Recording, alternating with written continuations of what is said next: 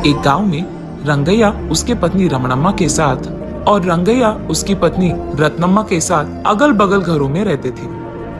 पहले से ही रामैया और रंगैया दोनों दोस्त थे, लेकिन उन दोनों की पत्नियों के आने के बाद दोनों के बीच फासले और दूरी बढ़ गए, क्योंकि दोनों हमेशा लड़ते ही रहते थे और बस जमती नहीं थी।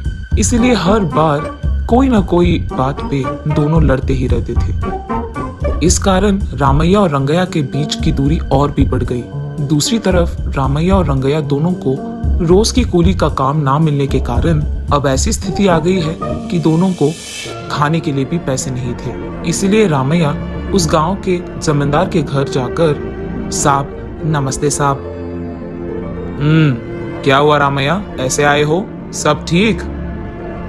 क्या ठीक साहब, कुछ दिनों से कोई भी काम नहीं मिल रहा साहब, खाने के लिए भी पैसे नहीं है। पैसे उधार लेना है क्या?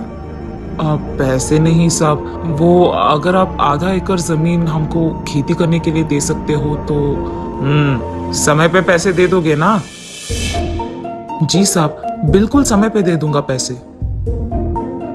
ठीक है, सुब्बू के बगल वाले खेत में आधा एकड़ लेकर तुम खेती कर सकते हो, जाओ। साहब ये एहसान मैं कभी नहीं भूलूंगा, चलता हूँ साहब। हाँ ठीक है, मेहनत से काम करो।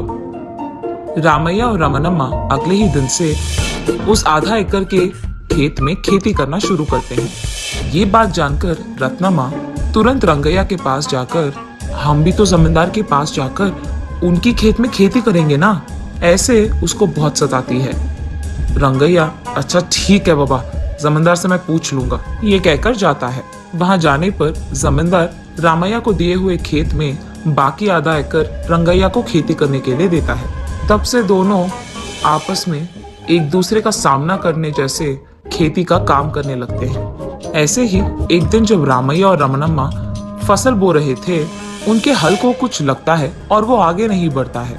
तब ये दोनों क्या हुआ ये देखने के लिए वहां खोदना शुरू करते हैं। खोदने पर उन्हें वहां पे 2 मटकों में बहुत सारा सोना, चांदी, गहने, जेवर मिलते हैं और बस वो देखते ही रामैया और रमणम्मा बहुत खुश होते हैं। लेकिन अब उन दोनों को सबसे छुपाकर उन्हें घर ले जाना होगा, वरना सबको पता चल जाएगा। यही वो दोनों सोचते रहते हैं जब रामैया को एक उपाय सूझता है। तुरंत 2 मिट्टी के मटके ले आकर एक मिट्टी के मटके में एक सोने का मटका डालकर उस पे घास डालकर उन जेवरों को छुपाते हैं। तब वो दोनों उन दोनों मटकों को एक के सर पे डालकर घर चलते रहते हैं। रास्ते में उनको उनके सामने रंगैया और रत्नम्मा दिखाई देते हैं। इन दोनों के सिर पे मौजूद मटकों को देखकर रत्नम्मा को शक आता है, इनके घर में तो पशु भी नहीं है, अब इनको सूखे घास से क्या काम है? ऐसे कहती है रत्नम्मा रंगैया से। उन लोगों से हमारा क्या लेना देना है, चलो हम अपना काम करते हैं। तब वो दोनों चुपचाप उनके खेत चले जाते हैं। घर पहुंचने के बाद रामैया और रंगम्मा उनके मटकों में से सोने के मटके निकालकर उनमें मौजूद सारे जेवर उनके ही घर में सुरक्षित रखते हैं। देखो रमणम्मा, इन सोने के मटकों के बारे में या खजाना के बारे में किसी से बताना नहीं है, ठीक है? क्योंकि अगर जमींदार को इस बारे में पता चला तो वो हम दोनों का जान लेकर इस खजाने को ले जाएंगे।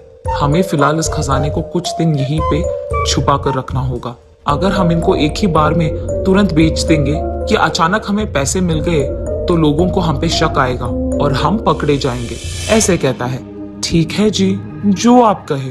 ये कहकर उस रात वो दोनों बहुत चैन से सोते हैं। अगले दिन रामैया और रंगैया के खेत जाने के बाद रत्नम्मा उसके घर में कचरा पूरा लेकर रमणम्मा के घर के सामने फेंक देती है। ये देख रमणम्मा, तुमने तुम्हारे घर का कचरा मेरे घर के सामने क्यों डाला है? अपने ही घर के सामने डाल सकती थी ना। हाँ, तुम्हारे घर के सामने मैंने कहाँ डाला? तुम्हारा घर तो कहीं और है। ये सब तुम्हारे बाप का दिया हुआ है क्या? या फिर ये सोच रही थी कि ये सारा गांव तुम्हारा है? हाँ, एक तो तुमने कचरा मेरे घर के सामने डाला है और ऊपर से मेरे पे इल्जाम लगा रही हो। कितनी घमंडी हो तुम। हाँ, वैसे भी तुम्हारी छाया भी हम पर ना पड़े, इसीलिए मैं अपने घर के चारों ओर बाड़ लगा दूंगी। अच्छा, खाने के लिए तो पैसे है नहीं, लेकिन बाड़ लगाएगी बाड़। आई बड़ी, किसको नहीं है खाना? हमें कल खजाना मिला है, अब देखना हम करोड़पति बन जाएंगे और तू ऐसे ही ना दिन के कूली करते हुए रोती रहेगी सारी जिंदगी अपनी। ये कहकर रमनमा गुस्से में अपने घर के अंदर चली जाती है। अच्छा तो ये बात है, उस दिन जब ये दोनों सूखी घास के साथ घर जा रहे थे तभी मुझे शक आया था। तब जलन के साथ जल्दी घर के अंदर चली गई थी रत्नमा। शाम को जब रंगैया उसके घर लौटा था, रत्नमा जो कुछ भी हुआ उसे बताती है। उनके सोने के मटके के बारे में कल जमींदार को बता के देख लेंगे, सो जाओ। यहाँ रमनम्मा भी रामैया को जो कुछ भी हुआ बता देती है।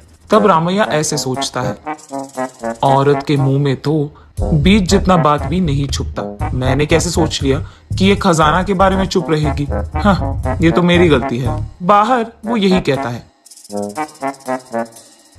ठीक है हो गया ना, अब चुपचाप सो जाओ, कल की बात कल देख लेंगे, ऐसे कहता है। उस रात रमनम्मा के सो जाने के बाद अब तक तो सबको बात फैल चुकी होगी और जमींदार कल शायद मेरे घर भी आ जाएगा और पंचायत रहेगा। इसीलिए वो उठकर उन दोनों सोने के मटके को एक बैग में डालकर उसको रंगैया के घर के पीछे मौजूद एक पेड़ के छाल में छिपाता है और उस दिन जो सूखी घास लाए थे वो उसके घर के ऊपर इधर उधर डाल देता है और उसके बाद हमेशा की तरह जाकर सो जाता है। अगले दिन रामैया के सोच के अनुसार ही जमींदार और सारा गांव उसके घर के सामने आ चुका था।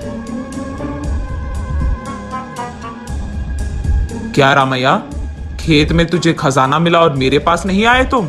उनको तुम कैसे ले सकते हो? वो तो मेरा है, उन पे तुम्हारा क्या हक है? अरे रे, ऐसा कुछ नहीं है साहब, अगर मुझे खजाना मिला तो मैं आप ही के पास सीधा आता।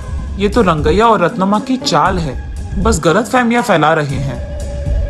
अगर तुम दोनों को कोई खजाना नहीं मिला तो उस दिन तुम दोनों मटके में सूखी घास क्यों ले जा रहे थे? उसी मटके में तुम दोनों खजाना घर लाए थे, मुझे पता था। अच्छा, मुझे गुस्से में ऐसा बोलना ही नहीं था।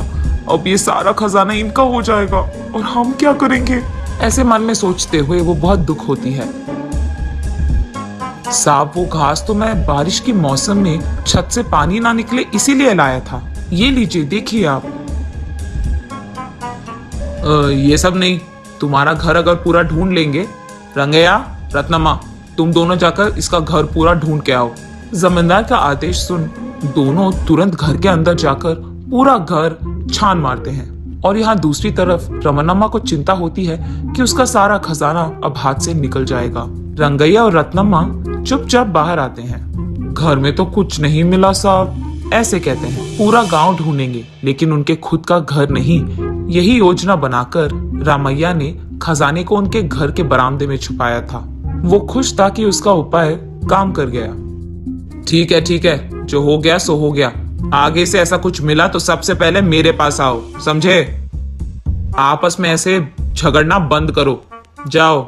ऐसे कहकर सबको वहां से भिजा देता है जमींदार। सबके जाने के बाद रमनम्मा रंगैया से ऐसे पूछती है, अरे रे, ये क्या है जी? हमारे पास तो इतना खजाना था, अब कुछ नहीं है। क्या किसी ने हमसे वो सब चुरा लिया या वो सब मेरा वहम था?